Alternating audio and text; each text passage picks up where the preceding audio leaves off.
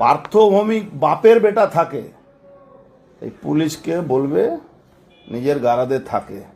আর ও কেন মমতা ব্যানার্জি এসে এখানে যদি বলে যাক, তাহলে আমি বাপের বেটা না ও বাপের বেটা দেখিয়ে দেবো।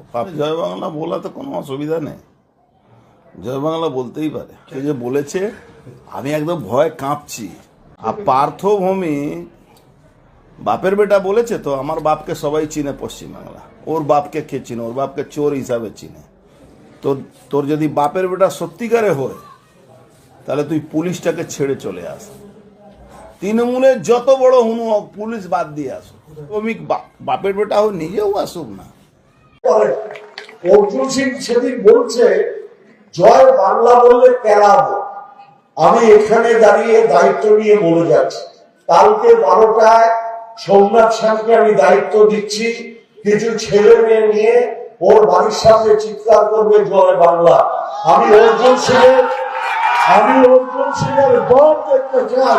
অর্জুন সিং যদি এক বাপের বেটা হয়, একটা ছেলেদের গায়ে কাল হাত দিয়ে দেখবে।